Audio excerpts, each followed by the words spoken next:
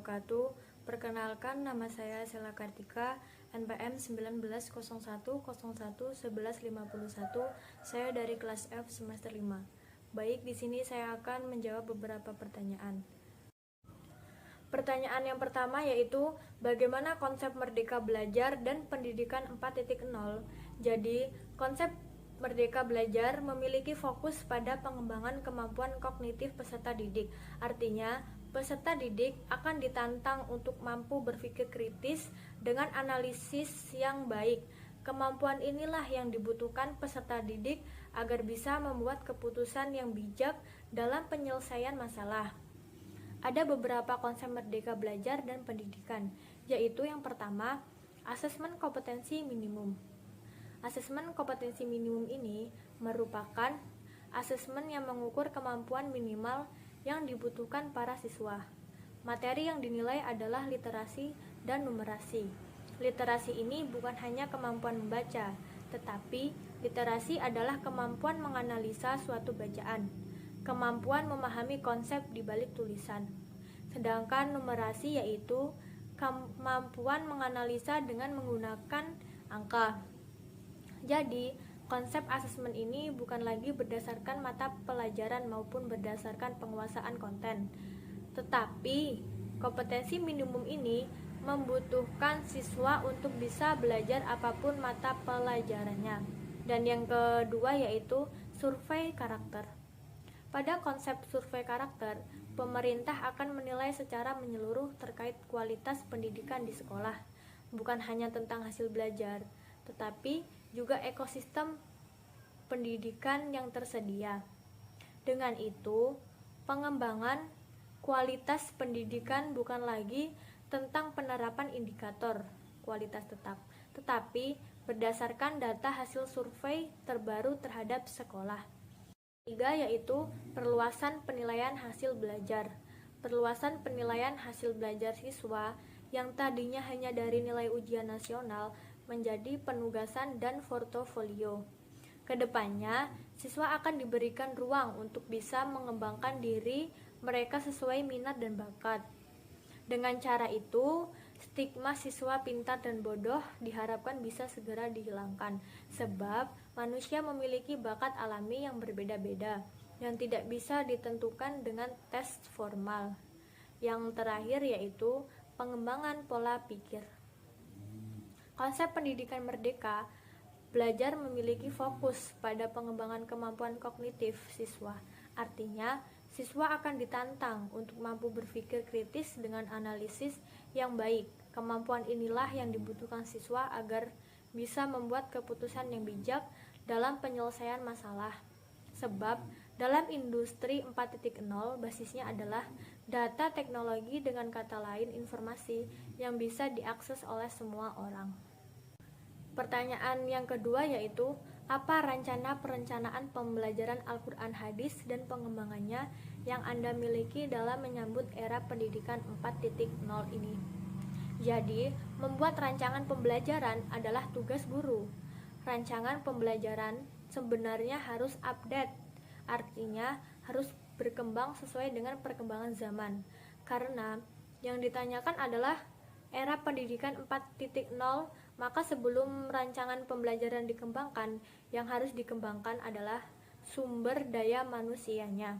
Dalam hal ini, guru sudah mumpuni dalam hal teknologi.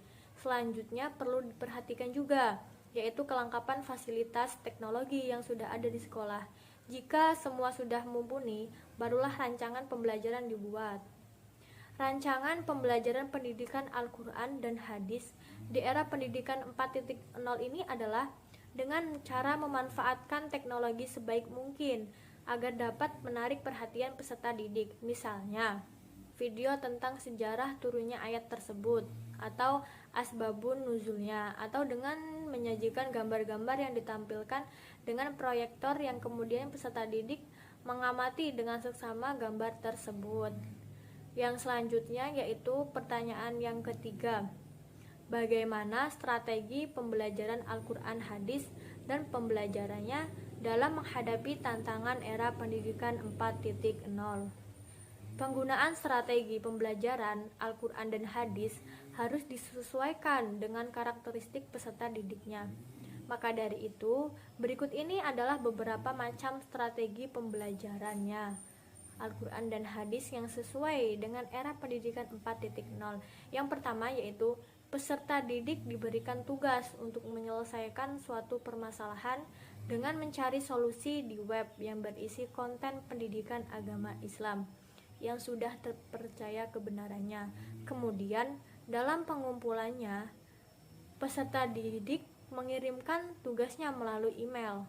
Dan yang kedua yaitu guru melakukan pembelajaran dengan sistem online, yaitu dengan memantau aktivitas dan memberikan arahan kegiatan positif peserta didik di sosial media, sehingga peserta didik dapat merasakan manfaat positif dari kemajuan teknologi yang begitu pesat dan dapat mengurangi pengaruh negatif dari canggihnya teknologi tersebut.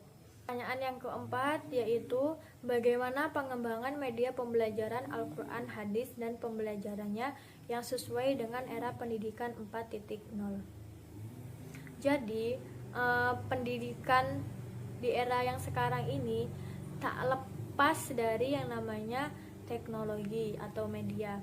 Media yang digunakan untuk proses pembelajaran dan media yang digunakan tak luput dari perkembangan zaman berupa perkembangan teknologi, sehingga bentuk media yang sering digunakan di era 4.0 ini yaitu berbasis online seperti HTML, learning, media sosial, web, e-book, YouTube, dan classroom.